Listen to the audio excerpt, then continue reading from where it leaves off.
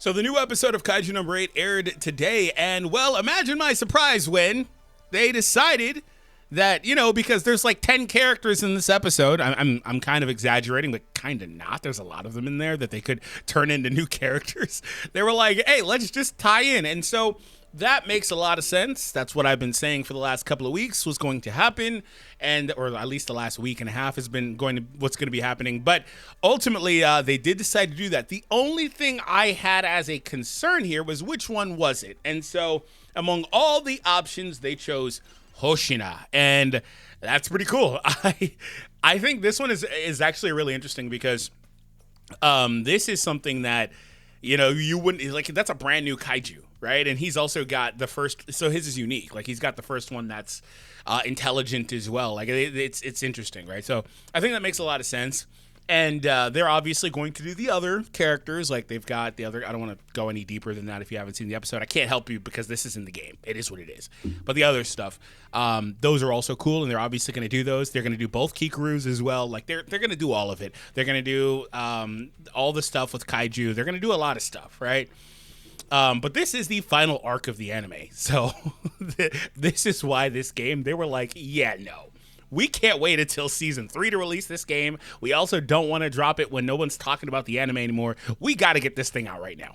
And they waited until halfway through season 2. Anyway, so Hoshina. We're going to go through a details breakdown for him. Hopefully you guys enjoy the video. My God, he looks so cool. Oh my God, he looks cool. With the big ass tail. Oh, that looks so dope, man. Oh, that's so cool. I wish they had the mask on him though. I don't really care so much for the anime mask. I kind of just like the regular hazard masks that they wear or whatever those are called in the manga. But anyway, I wish he had a mask on. It'd be kind of cool. Maybe he has it on as part of an animation. I'm not sure. Probably the ultimate if there is one. So let's go through a breakdown. So Hoshina is an attacker. So the first thing I noticed immediately was, unlike Sagan, since he's a character that's getting a second release, third release, anyway, another release, he's got options, right? You could put a 4-star on him if you need to in terms of weapons. You could put the other one's weapon on here. But obviously there's a brand new weapon that's probably the best for him, and it's probably not close. He's also got, I think, 1 or 2 other options among the various other exchange methods for weapons. That's where Sagan, again, really falls short. She's a brand new character with that shield, and she's the only character that's ever going to use that shield. Again, maybe the only character that ever uses these weapons as well, but regardless, there's another version again that they could do. I don't think that was in this episode. I haven't really fully watched all of it.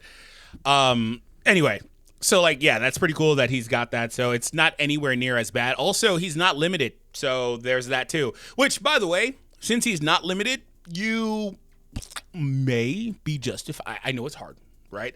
And we need to see what happens with Reno. But you may be justified in not going crazy on this banner. Hear what I'm saying. Don't go crazy on this banner unless you really, really want Hoshina, right? I wouldn't go crazy on this banner to get Hoshina and the weapon. If you don't get them, don't go to pity to get the weapon. I don't think you should do that. Unless you're spending money, that's fine. Otherwise, I don't think you should do that. Unless you've saved everything up to this point for Hoshina and you really, really want him. Okay, I get that. But otherwise, in that extreme use case, I wouldn't do it because he does have options. There are other really good twin sword options in the game. I just wouldn't do it. And then secondly, he is going to be put, since he's not limited, we'll confirm it, he will be put in the standard gacha after a while. Now, the only caveat to that is that, oh no, Reno's gone now, so maybe he's in here now. I guess we're going to find out right now if Reno's in here. I was going to say the only caveat is how long will it take? Let's see what happens with Reno. Reno, where you at? Kaiju number 8, Kikuru. Well, I could tell if it's a dual element one. So Reno is not in here yet. See, yeah, there is a little bit of another exclusivity period here. I do wonder how long that exclusivity period is, because Reno is not in here yet. Yeah, I'm not seeing him because there's no ice dual element, and there's one there from Kota, but that doesn't count.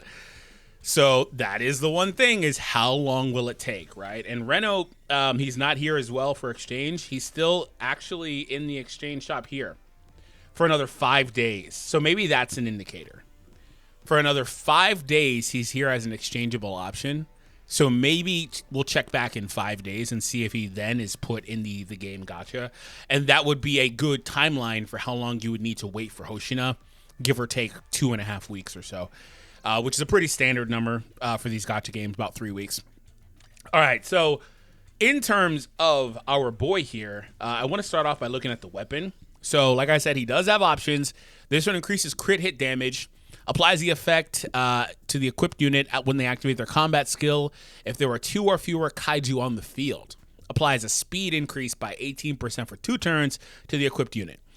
Before the equipped unit activates their ultimate, applies combat skill and ultimate skill damage dealt up 15% for 3 turns. Okay, so he's getting speed, crit damage, and damage dealt. Okay, so he's going to blow something up. So the damage only, it's only for like after activating the ultimate. That's fine because the ultimate will get that benefit, but it's for 3 turns as well. So I'm trying to look for any holes in this, but there isn't really one. This is just a really good weapon. I'm not going to go through all the list of other twin swords, but again, regardless of how good that one is in relation, again, there are other options. So that's just my whole thing. Because he will get put in that other one, and eventually you will be able to pull him from there, especially if you're saving tickets, which, by the way, save tickets, if that wasn't clear. All right. So let's get into the kit. So we're going to start off with a passive. While not in resonance state, this unit's ultimate gauge charge rate goes up. While in resonance state, this unit's crit damage goes up by 22%. That is a max, or the initial. I'll go to max, whatever. This one is just level 10 or level 12 technically, but whatever. While in resonance, that effect for the ultimate charge goes up to 22, and crit damage goes up to 44. Seems like he's got a very high crit focus, just like the other one. So this is just a regular follow-up attack. He's not dual element either, or dual typing, anything like that. Just regular slashing. The ultimate deals slash damage equal to 640% of this unit's attack. That seems like a very high modifier. That seems like 420 at base. I'm pretty sure that's a really high modifier. To a single kaiju after attacking, if there are 2 or fewer kaiju on the field, applies resonance. So resonance is combat skill is enhanced. Okay, but like, what is the enhancement? This unit's combat skill is enhanced. I guess we'll have to look at the combat skill. After activating the ultimate, if there are 3 or more kaiju on the field, removes resonance. So this is a buff to the combat skill. So you get resonance from your ultimate skill and that's why the charge rate goes up here. While not a resonance, your charge rate goes up by 22%. And so if you have 2 enemies out there, you retain resonance.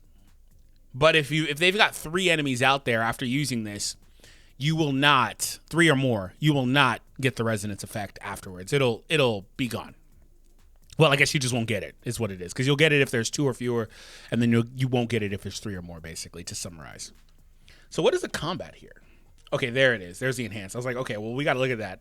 So the base combat skill deals slash damage equal to 219% of this unit's attack to a single kaiju, and then also hits the adjacents for half the damage. After attacking, advances the action order. Ooh, okay. What's the enhanced version? It does plus 21.6% slash damage and deals slash damage equal to 395% of this unit's attack to a single kaiju. Is that a 3rd hit? Is that so it's like technically a 2nd hit? Or is that just going to be added on top of the initial hit?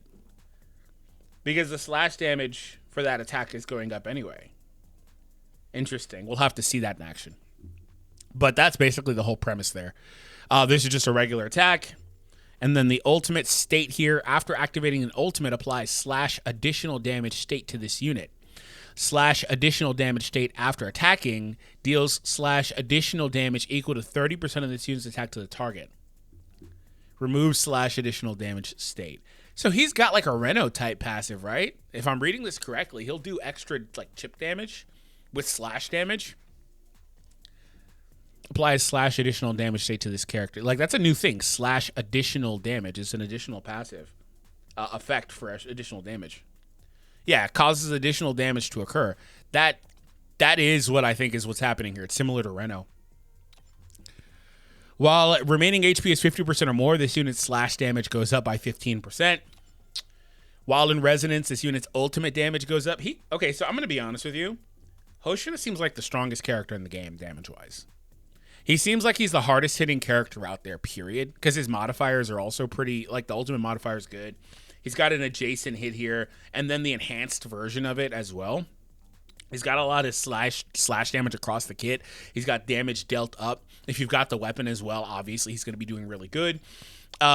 He also has there's another 15% slash damage. He's also got the resonance there with the ultimate damage increase. So like it's kind of all over the place. The only real problem with him is the condition on the ultimate to get resonance.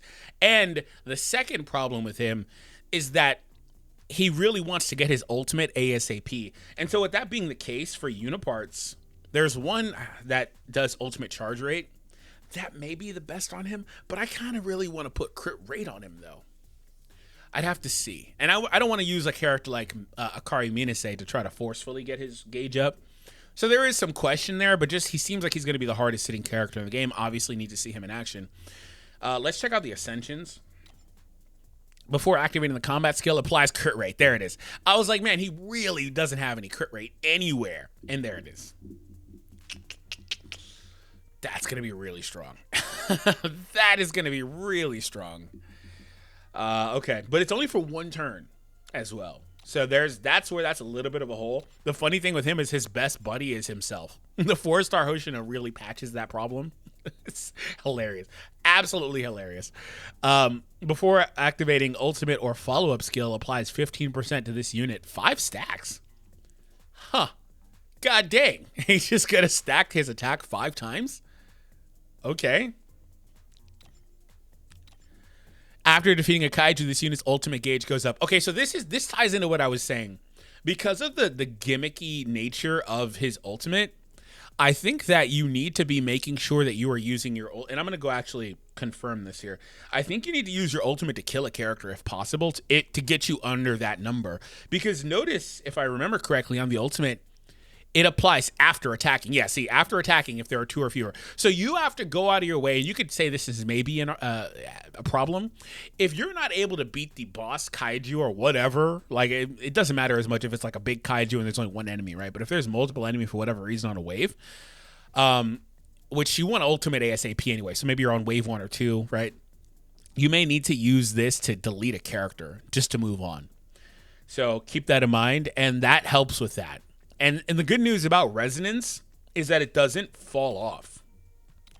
There's no remove resonance unless you use the ultimate again, and then after attacking, it will fall off if they have too many enemies out there. There's no fall off for resonance. He stays in resonance. So that I think the other Hoshina 5-star will lose that effect he has. In fact, most characters lose their stacks, right? So that is actually a boon to him as well. After defeating a kaiju, the ultimate damage, and that was kind of part of this because you can get back to the ultimate faster. But this is also extremely strong in helping you get your ultimate in the first place, right? And then the last one here, after activating the ultimate, get crit damage up 2 turns, 100% of this unit. Okay, all right, bro. We're not going that far, but oh my god. All right, so Hoshina seems busted as hell. Now, here's the funny thing. There's not anything to take this new shiny Hoshina into, but. So yeah, where are you taking this Hoshina? I don't know. Whatever. I don't know. Whatever. They got a new story, so there's that. But he seems really cool. But the good news is, while there's nothing to take him to, maybe there will be soon. In fact, wait a minute. Wait, hold on. I know there will be soon because there was supposed to be a raid that released. And it's not here yet. So that'll be at later today or tomorrow. Japan time, right? There will be a raid that comes out, and maybe it's in the news. And that's something you could technically take him to. But, I mean, they also did a full-on roadmap that you guys can check out as well. And they say right here that Hoshina will be in the general pool afterwards.